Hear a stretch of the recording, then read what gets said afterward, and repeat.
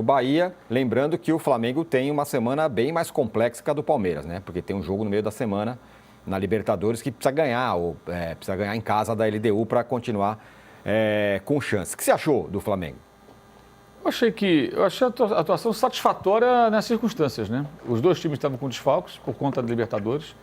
O Bahia também deixou jogadores importantes do banco.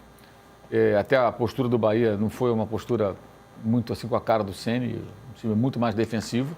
Acho que pelo cenário, né? O Flamengo teve um começo bom, pressionando muito. O Arrascaeta voltou a fazer o gol, mas chuta muito pouco de fora da área. Um chute de fora da área o jogo inteiro. Eu acho isso um absurdo, especialmente quando você enfrenta um adversário que se fecha. O chute de média distância tem que ser uma arma importante utilizada. Não é chutar de qualquer maneira, mas criar espaço para um arremate, posicionar de uma maneira que possa bater para o gol. O cara que tem um chute mais eficiente de média distância. O time chuta muito, pouco ou nada de média distância. E aí começou a ter os problemas, né? Lesão de dois jogadores quase na sequência, dos dois volantes, primeiro o Alan, depois o Pulga. Aí o Gerson teve que mudar de posição, teve que entrar o Everton Araújo, aí cai muito, porque esse jogador é jovem e tal, mas ele está muito abaixo, muito abaixo. Não por acaso eles querem trazer o Jorginho, né? Porque faz falta ali ter um jogador que consiga manter o nível, né? Esses caras têm que se revezar. Então, quando entra o Everton Araújo, é outra característica, um jogador que não é confiável, perde a bola, sempre perde a bola em momentos em que leva perigo para a equipe. Aí depois o jogo foi mudando, claro, né? O jogo muda com essas trocas. Não correu tanto risco, mas depois do final, com a expulsão do Gerson, correta, aí a coisa começou a ficar um pouco mais dramática. Mas acho que o Flamengo até segurou bem, né? A expulsão do Gerson foi correta, também não houve uma expulsão que deveria haver de um jogador do Bahia, uma falta igualzinha. Aquela história, se você pisar na chuteira, é cartão amarelo. Pisou no meião, amigo, é cartão vermelho. Essa é a orientação que eles recebem. O lance foi bem parecido. A expulsão do Gerson foi correta. Esqueci agora qual foi o jogador do Bahia, mas que poderia ter sido expulso. E não entendi o Rogério Ceni reclamando no final lá da arbitragem. Houve um lance que o VAR chamou para marcar um pênalti contra o Bahia. O Daronco não deu pênalti. O lance muito pouco conclusivo pela imagem ali, se o tapa na bola, o jogador está caído no gramado, se é de propósito. Mas os caras marcam essas coisas, né? Ele não marcou. Foi chamado e não marcou. Ele expulsou o jogador do Flamengo, mas não expulsou o jogador do Bahia. Ele deu os 13 minutos de acréscimo. E tinha que dar mesmo, porque teve várias interrupções. Eu até entendo que o Ceni tem 16 jogos contra o Flamengo, não consegue nem empatar. Perdeu todos, é impressionante isso. Nossa Senhora. Todos. E os últimos só de 1-0. Na Copa do Brasil passada, agora 1-0 na Bahia, no Rio, 1-0. Perde sempre. Mas a reclamação dele foi totalmente sem sentido. No sábado, eu acho que assim, o Flamengo tinha que estar nesse modo Palmeiras aí mesmo. Se preocupar em vencer. Não dá para você... Porque não tem outro jeito. O jogo é de quinta-feira. Porque no brasileiro, não é que você vai desprezar os jogos, todo jogo é importante.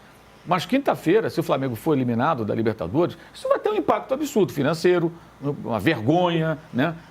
Aí é crise para valer mesmo, né? Embora o técnico fique ali tentando viver num mundo paralelo quando não encara essa realidade. Ele se meteu numa roubada contra o Central Córdoba porque fez um ponto em 6 disputados contra um time pequeno da Argentina.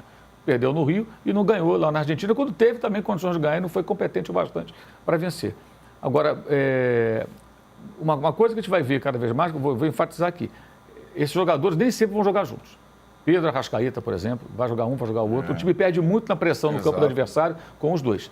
Em certos cenários, os dois vão jogar juntos. Mas, com frequência, por exemplo, pode ser que contra a LDU ele queira ter os dois, que ele precisa ganhar, ele chega num momento que ele pensa, não, os caras vão se defender mesmo, eu vou ter que ter uma outra formação, mas em jogos assim mais normais... Fora de casa. Ele vai revezar esses caras. Não só pela necessidade, mas pela característica. E eu já estou prevendo muita gente que não vai entender quando os dois não jogarem juntos. Para dar um exemplo, entre outros que vão se misturar.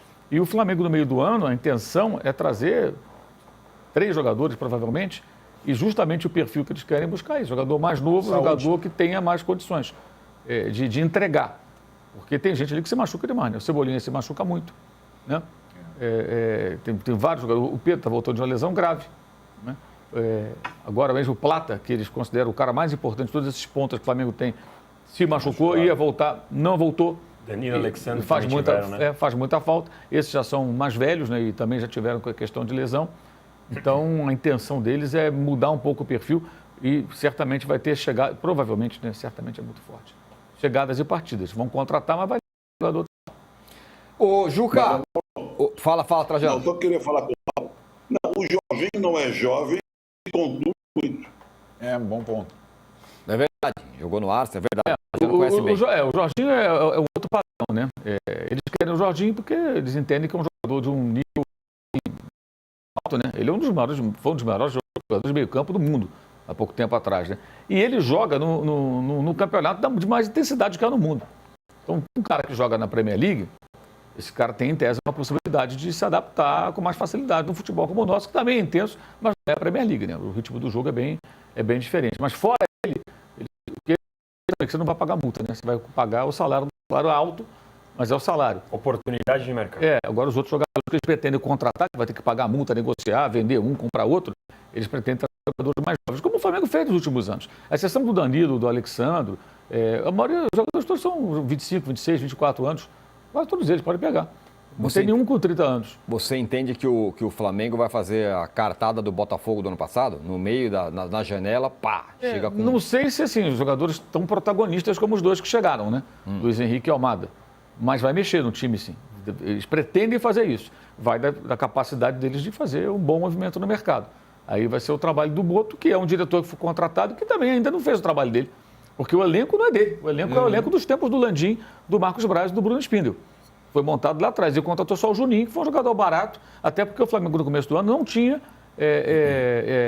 capacidade de investimento. A primeira providência foi que comprou o terreno, descapitalizou o clube, tem que pagar os jogadores. O Alcaraz vai ficar na Inglaterra, né, já está alcançando as metas, alcançou a meta de jogos, tem metas de gol e assistência. Eles têm aí uma possibilidade, se não for para o Everton, vender para um outro clube inglês, então vai entrar uma grana e deve vender mais gente. E aí vai depender da capacidade deles de negociação no mercado. Mas esse dirigente, ele ainda não montou o elenco com a cara dele, com o que ele imagina que deva ser. Isso é um fato, né? E a partir do meio do ano isso vai ter que começar a mudar, imagino eu, até porque hoje, o que acontece? O dirigente que o Flamengo tem é um cara que discute com o técnico o modelo de jogo, porquê desse elenco. Não é uma pessoa só para contratar. Foi contratado um diretor esportivo, um diretor de futebol com esse viés técnico. Então, ele vai ser cobrado por isso, ele tem que fazer esse trabalho, né? Mas tudo isso passa por um certo tempo que ele ainda não teve. Eu até sou bem reticente com relação a qualquer crítica nesse sentido, porque ele não fez ainda a montagem do elenco. É diferente dos outros que estavam lá há muito tempo. E o próprio Palmeiras, que tem o Anderson Barros, que não tem esse viés, mas está lá há um bom tempo, e aí ele vai nas decisões técnicas encaminhadas pelo treinador, pela comissão técnica do Palmeiras. Ô, Juca, você frequentemente elogia o Felipe Luiz pelas entrevistas que ele dá, clareza e tudo mais. E o Mauro passou por esse tema aí falando, o Felipe Luiz está num mundo meio dele ali. Mudou um pouco, hein, a postura do Felipe Luiz. Já teve ali ironia com o repórter, já mudou um pouco. Não sei se é a pressão pelo momento do Flamengo, sobretudo na Libertadores. É inevitável, né, âncora? É inevitável que mude o astral de um início só glamuroso, com vitórias, a partir do momento que perde e que começa a ver pressão. Ele está vivendo ainda, né, o clima da derrota absolutamente inaceitável para o Central Córdoba, no Maracanã, e depois o mau resultado obtido na Argentina, porque já se disse aqui, era jogo para o Flamengo golear e botar o Central Córdoba em seu devido lugar e não colocou. E aí a pressão, por mais que ele diga que a pressão é externa, que lá dentro não tem nenhum tipo de pressão, que o clima continua ótimo, é inevitável que isso aconteça. Ele está sofrendo, de certa maneira, a mesma coisa que o Pedrinho, o presidente do Vasco, passou a sofrer. A diferença entre o discurso e a prática. Uma coisa é você ser comentarista de futebol, outra coisa é ser presidente de clube, né? Uma coisa é você iniciar uma carreira de treinador no clube mais popular do Brasil, com tudo a favor, e de repente o vento começar a bater contra.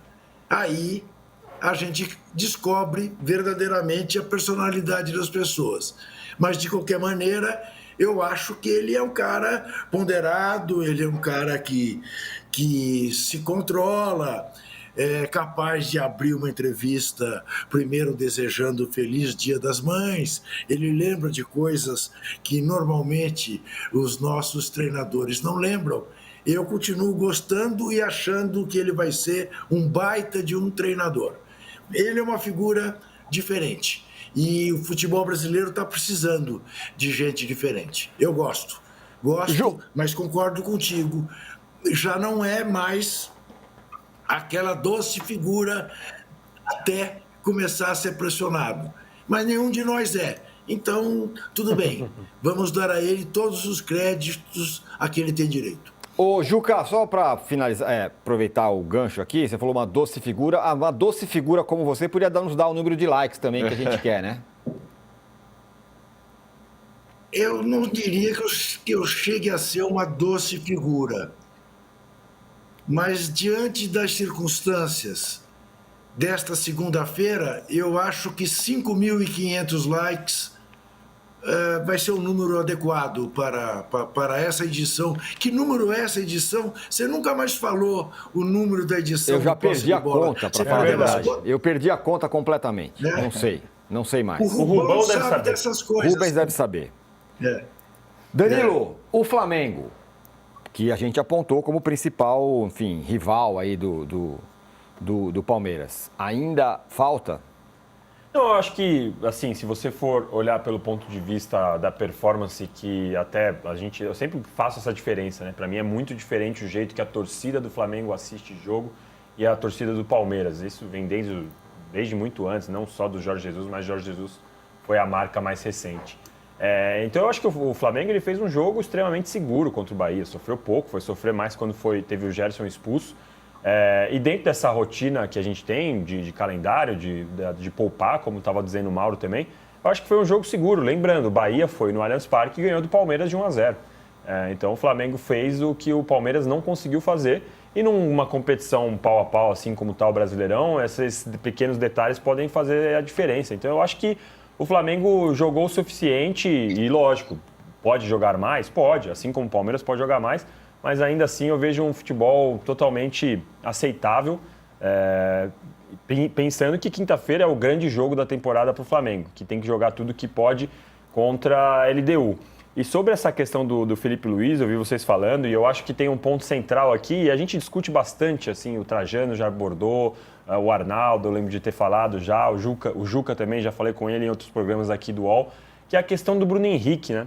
E o Felipe Luiz, ele está comprando muito essa briga e isso pode causar reflexos. Inclusive, a ironia e tal em relação à pergunta do Bruno Henrique é uma questão, porque o Bruno Henrique está no centro de uma polêmica e a gente não consegue deixar isso de lado, né? Ele está sendo investigado por uma suspeita de manipulação de apostas. A gente vai lembrar que há 2 anos teve aquele escândalo que 12, 13 jogadores foram afastados de maneira preventiva. O Bruno Henrique, por enquanto, isso ainda não aconteceu com ele. Enquanto ele estiver jogando e não estiver correspondendo, ele pode ter tido a função tática específica e tal, ele vai ser questionado. E aí o Felipe Luiz, quando compra essa briga, ele tem que entender que vai ter reflexos para cima dele também. E a diretoria também vai ter que entender como vai agir com isso a partir do momento que o Bruno Henrique pode, de repente, ter que ficar 6 meses fora, não sei como vai ser conduzida essa situação, até para analisar como a diretoria vai ter que ir no mercado. Porque o Mauro estava falando, vai fazer contratações agora. Como vai ser? Vai ter o Bruno Henrique? Não vai ter? É esse Bruno Henrique que vai ter? O cara que está claramente sem as suas melhores qualidades, pelo menos na parte do ataque. Então, o Felipe Luiz vai começar a ser testado de uma maneira que a gente ainda não viu. Quando tinha o Amor, a Lua de Mel, que começou como campeão da Copa do Brasil, mais títulos do que derrotas e tal, a gente ainda não sabia como era o Felipe Luiz de verdade. Agora a gente está vendo com algumas derrotas, algumas críticas. Então a gente vai ter que analisar. E o Felipe Luiz tem que saber disso. Quando comprar a briga pelo Bruno Henrique, vai sofrer reflexo disso. O que eu acho para eles. Isso é muito paupérrimo, é muito pobre, isso é de uma falta de ideia, sabe? Que é achar que a imprensa está contra você, que parte da torcida está contra, que as pessoas torcem contra, né? Que o jornalista que também é torcedor do time que ele comanda torce contra por alguma razão. Isso é uma bobagem colossal, isso é uma besteira. Eu acho que ele é um cara inteligente, é um rapaz inteligente e não precisa disso, mas dá esses sinais. A maneira como ele respondeu, com um sorriso sarcástico, irônico, a uma pergunta Há uma resposta de uma repórter, a Raíza Simplício, à pergunta que ele fez. Que, aliás, até as pessoas, às vezes, o torcedor não entende muito bem. Amigo, é assim que funciona uma entrevista. O entrevistador pergunta, o entrevistado responde. Esse é o mecanismo, né? Pergunta, resposta, pergunta, resposta. Está ali para isso. Não é favor nenhum. Está ali porque é técnico do Flamengo. Ninguém está ali fazendo perguntas para contar para a mamãe, olha, mamãe, o técnico do Flamengo me falou tal coisa. Não, é porque o torcedor quer essa resposta, certo? Então, todo mundo está ali trabalhando. O papel do repórter é fazer a pergunta. O papel do entrevistado, que é o técnico, é responder. Ponto. Quando devolve como uma pergunta, aconteceu outro dia com o Zubeldia. Isso. Mesma coisa. Você tem que estar preparado para uma resposta desse entrevistador, que virou entrevistado momentaneamente, que pode te incomodar. E aí você não tem o direito de ficar rindo. Você imagina, por exemplo, se a cada resposta do Felipe Luiz tivesse um repórter ou dois ali sentado na primeira fileira, rindo, em tom debochado das respostas que ele está dando. Ele não ia gostar com toda razão. Então ele foi indelicado com a colega. Não estou aqui sendo corporativista, muito pelo contrário. A maioria das perguntas em coletiva de futebol no Brasil essa maioria é péssima, perguntas horrorosas. Muitos não têm preparo nenhum para estar ali. As do Flamengo são horrorosas muitas vezes, perguntas horríveis, mas no caso não foi isso. A pergunta foi, o Bruno Henrique, ele argumentou que taticamente ele funcionou bem, ele entrou, não ele, o Pedro, sim, por quê? Para marcar a saída de bola, para correr, para marcar, para dificultar, isso ele fez. Mas ele não participou de nenhuma jogada ofensiva, parecia uma nova versão do Gabriel Jesus 2018, o centroavante que jogava taticamente no time do Tite, mas não fez nenhum gol, deu uma assistência, não dava bola no gol, então faltava alguma coisa, né?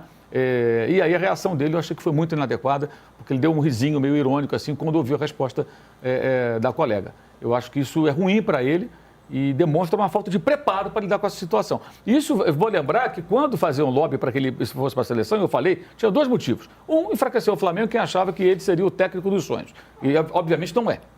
Não tá pronto para isso, nem houve tempo. E o outro é a precipitação de quem queria o bem da seleção e imaginava que ele seria a solução. Mas ele não está pronto, ele não tinha nenhum jogo internacional naquele momento.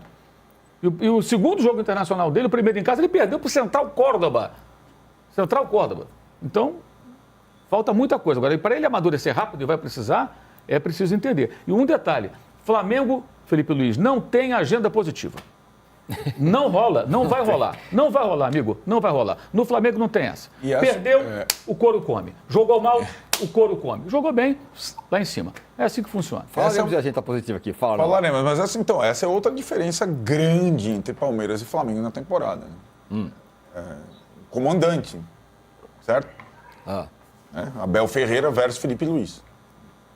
Então, Abel Ferreira, na enésima temporada, já com um laço muito grande e tal. E esse discurso, que é o do Abel, que o Mauro falou que o Felipe ensaia a repetir, cola muito no Palmeiras, historicamente sempre colou, desde a época do Filipão, o nós contra todos e tudo mais. No Flamengo, acho que não é bem essa a conexão. Eu acho que nunca foi e talvez nunca será. Né?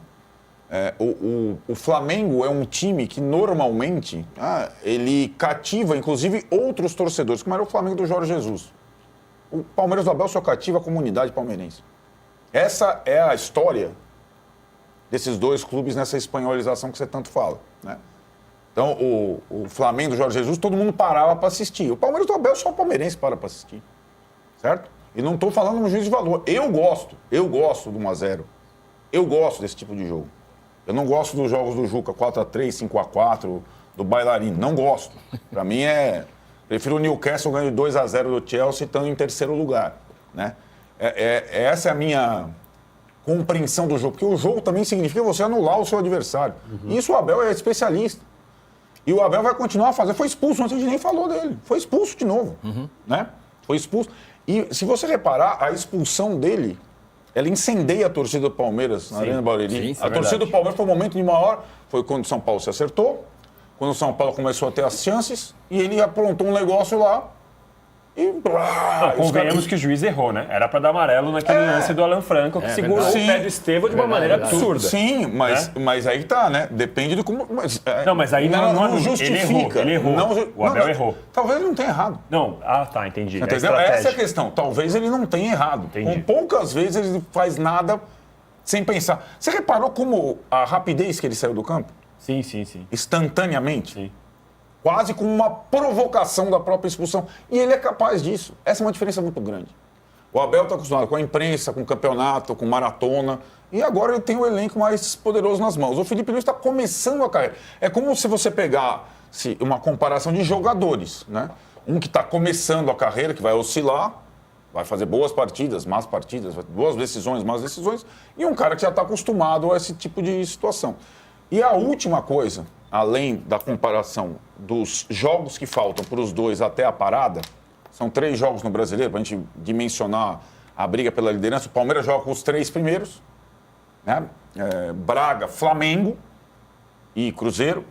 O Flamengo joga Botafogo, Palmeiras e Fortaleza. Em tese, o Flamengo não sai do Rio a não ser para jogar contra o Palmeiras como visitante.